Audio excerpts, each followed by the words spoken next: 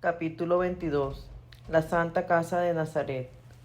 Bajó con ellos y vino a Nazaret, y les estaba sujeto. Lucas 2:51. Al encontrarle a Jesús en el templo, María había exclamado: Hijo mío, ¿por qué has obrado así con nosotros? Pregunta que incluye a José. Y como si temiese que el niño pensara que era ella la única en amarle y en sufrir por su amor, insiste: Tu padre y yo, angustiados, te andábamos buscando. Al responder que si no sabía que debía ocuparse primero en las cosas de su padre, Jesús no desautorizaba a su madre, que acaba de llamar a José padre suyo, sino que eleva su pensamiento hacia su Padre eterno, en cuyos intereses debe aplicarse por completo. Es la primera vez que menciona a su Padre Celestial, pero con qué claridad. Ni María ni José le preguntaban nada más, aunque, como nos dice el Evangelio, no comprendieron del todo el sentido de sus palabras. Ni siquiera en el camino de vuelta se atreven a interrogarle, aunque conservaron en su corazón lo que se les había dicho para meditar sobre ello. Como María y José se mantiene en la reserva de la reflexión, comprende que la trascendencia del niño acaba de fulgurar. Quizás más que María, sentía la necesidad de penetrar en esta respuesta, que parecía querer desviar la atención de él, pobre carpintero, para evocar el pensamiento del otro padre. Tal vez se reprochaba el haber tratado a su hijo demasiado familiarmente. Captó enseguida que Jesús era ante todo del Padre de los cielos, a quien pertenecía infinitamente más que a sí mismo. Sin embargo, la respuesta de Jesús, que parecía querer subrayar la distancia que los separaba, se va a ver seguida de una emocionante sumisión. El encuentro en el templo esclarece el misterio de José, como la boda de Caná iluminarán el de María. En Caná el rechazo aparente de Jesús: ¿qué nos importa a ti y a mí? Aún no ha llegado mi hora. Se verá seguido de un maravilloso milagro. Es como si Jesús hubiese querido exponer primero la imposibilidad de responder a la petición de su madre, para hacer luego más patente el triunfo de su oración. De manera semejante, en Jerusalén, las palabras que parecen dejar a José al margen fueron pronunciadas para hacer más admirable la frase del Evangelio que sigue inmediatamente: les estaba sujeto. Jesús empieza por mostrarse dueño y maestro de quienes tienen el encargo de enseñarle. Afirma su filiación divina y, por lo tanto, su soberana independencia, pero solo es para mejor poner de relieve la perfección de la obediencia con que nos dará ejemplo. Su ocupación continua va a ser obedecer exactamente en todo lo que se le mande.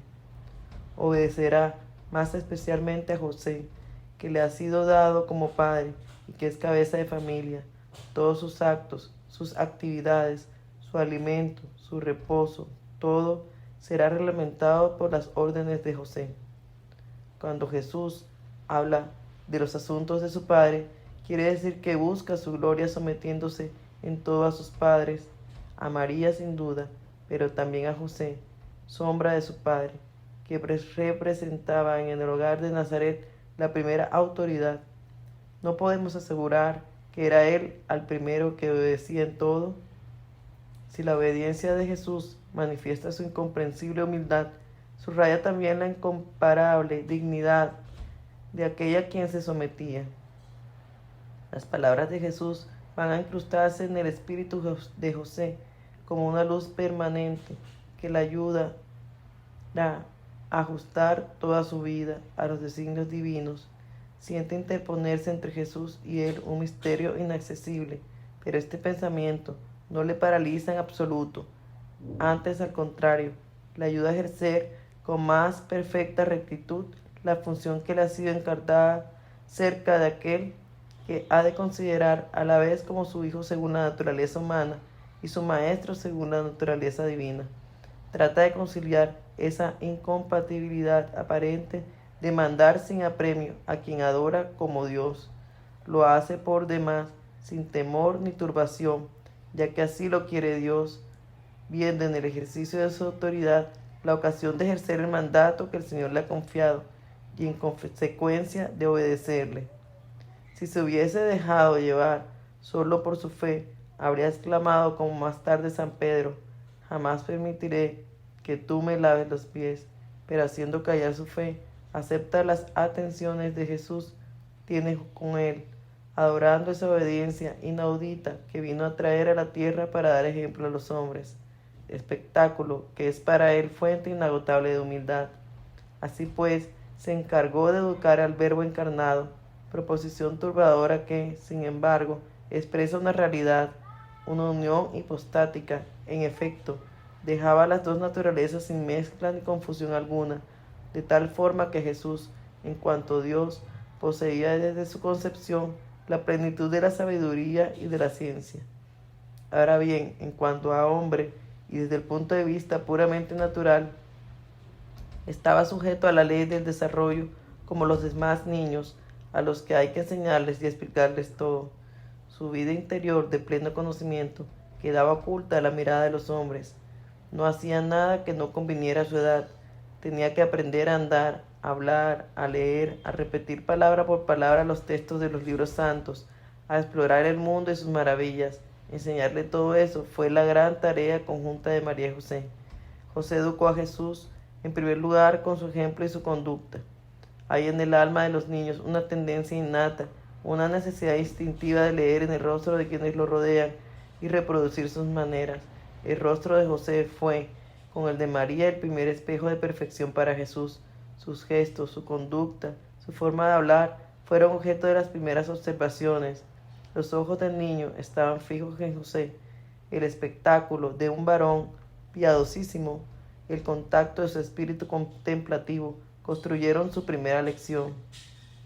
Les estaba sujeto, es decir, no hacía nada sin contar con ellos.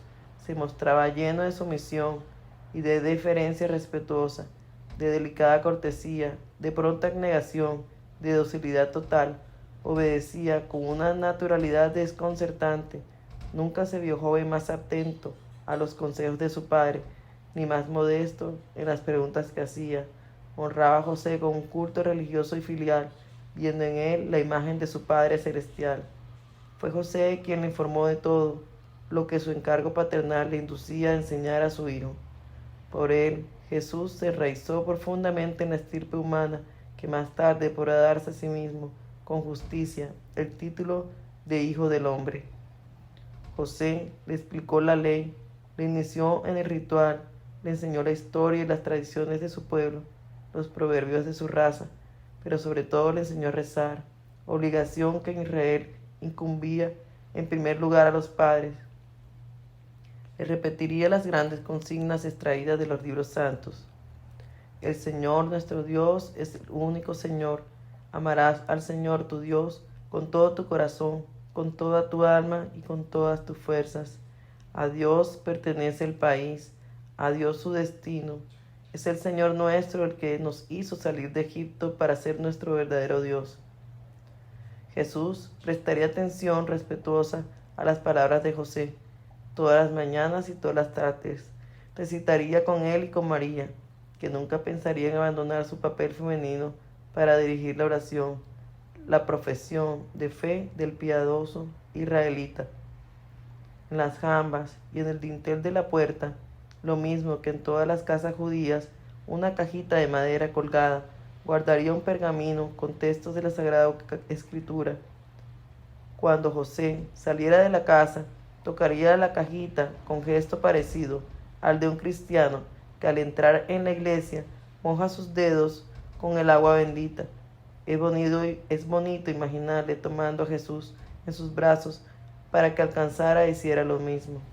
También José, al despuntar el sábado, conduciría a Jesús a la sinagoga.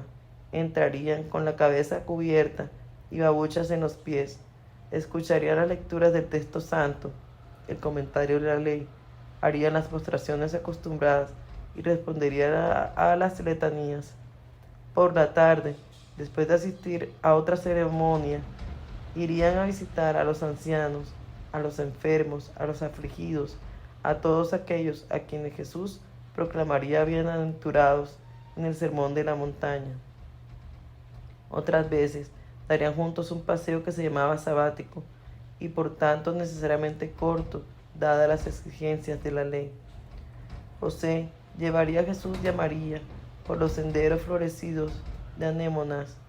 Procuraría que su hijo se fijara en la belleza polícroma de la creación y en todo lo que decía se notaba su interés por suscitar un pensamiento religioso. Le mostraría cómo en primavera la higuera produce sus primeros frutos, cómo hay que podar las cepas de la vid para que den más uvas. Dirigiría su atención hacia las ovejas errantes, hacia los halcones que se juntan para devorar su presa, hacia la solidez de las casas construidas sobre la roca, hacia los campos baldíos a causa de la pereza de sus dueños, hacia la belleza de los lirios del campo, que con hilar ni sembrar deben todo su esplendor a la magnificencia divina, hacia la cizaña que envenena el trigo, hacia la simiente que germina de una u otra forma según la calidad de la tierra. Enseñaría a interpretar el aspecto del cielo diciéndole: cuando al caer de la tarde el cielo se pone rojo, al día siguiente hará bueno, pero si es por la mañana, amenaza tormenta. O bien, cuando una nube se alza por poniente, es que se acerca la lluvia, y si el viento sopla al sudeste, hará calor. Más tarde, Jesús hablará de todas estas cosas en su predicación. Mateo 16, del 2 al 3, Lucas 12, del 24 al 25. Pero no nos está vedado pensar que Jesús las oyera antes de los labios de José. Y leyendo las parábolas del Evangelio, podemos ver en ellas emocionados esa ciencia experimental que sin duda debió recibir en sus primeros años de José.